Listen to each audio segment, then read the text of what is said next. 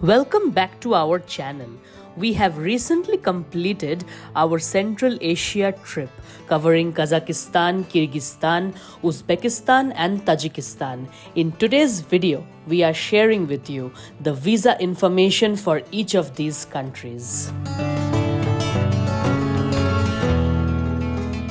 Let's start with our itinerary and then break the video down to each country's visa information. We landed in Almaty, Kazakhstan first and spent some days in Kazakhstan. Then we took a bus and went to Bishkek, Kyrgyzstan, crossing the land border between Kazakhstan and Kyrgyzstan. After spending some days in Kyrgyzstan, we took a long overnight adventurous bus from Bishkek to Tashkent, Uzbekistan. From Tashkent, after spending time here, we went by Yandex taxi to Khujand in Tajikistan, crossing the land border again. From Khujand, we took another taxi after a few days to Samarkand, Uzbekistan. We crossed the Panjakent land border in this case, and we entered Uzbekistan for the second time. From Samarkand, we took a train to Tashkent again and finally flew out of Uzbekistan back home. Let us know in the comment section down below if you want to see a video from us about the budget for this trip. First, let's come to Kazakhstan. For Indian citizens, Kazakhstan is visa-free for 14 days for tourism. So we landed in Almaty, Kazakhstan without any visa, and all the airline staff are aware of this rule. So you can reach Kazakhstan without any sort of visa. Just book your ticket and go there. Keep in mind though that the duration of stay in Kazakhstan has to be less than 14 days. We have put in the description box below the visa policy of Kazakhstan for reference if you want to check it out. Now let's come to Kyrgyzstan, where things get a little tricky. The link to apply for the e-visa is in the description box. There are two categories of e-visa which you as an Indian tourist can apply for Kyrgyzstan. One is the standard tourist visa with a longer validity of around 1 month, and there is the cheaper transit visa option which is valid for 5 days. We took the transit visa option as we spent 5 days only in Kyrgyzstan, and this came with an advantage too. If you have to apply for the tourist visa for Kyrgyzstan, which has a longer validity, you will have to upload a letter from an authorized travel agent in Kyrgyzstan, and that can easily become very expensive. So, take this tourist visa option only if you want to spend more than 5 days here.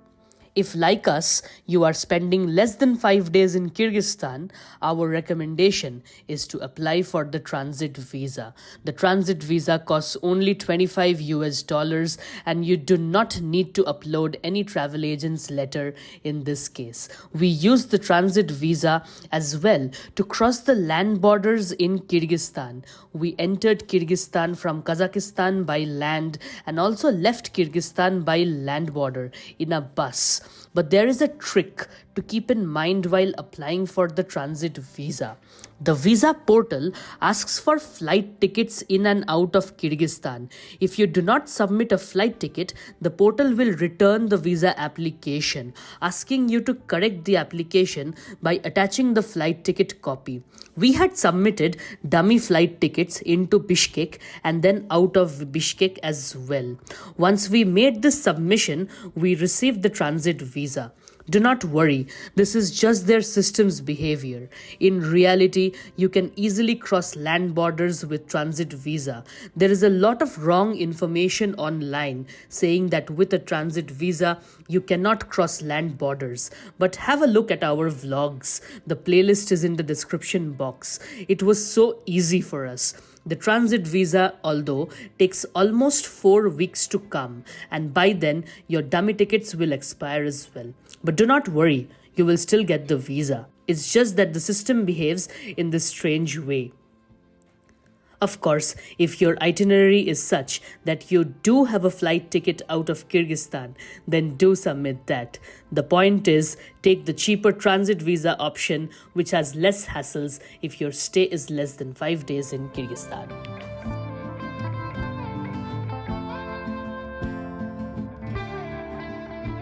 Let's come next to Uzbekistan.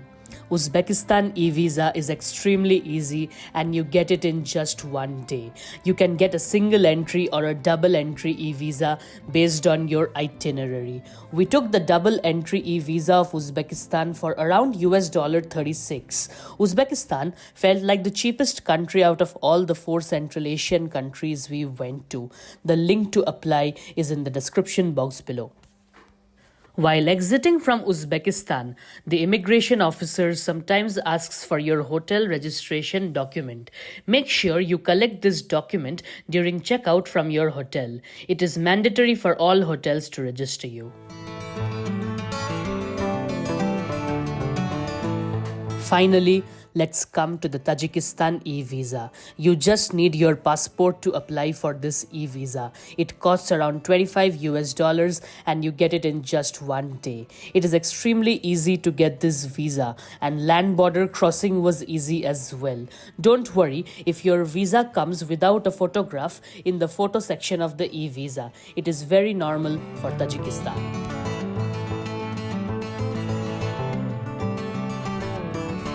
We hope that you have enjoyed watching this video about visa information for the 4 countries of Central Asia: Kazakhstan, Kyrgyzstan, Uzbekistan and Tajikistan. We did not go to Turkmenistan this time, so this video does not include visa information about Turkmenistan.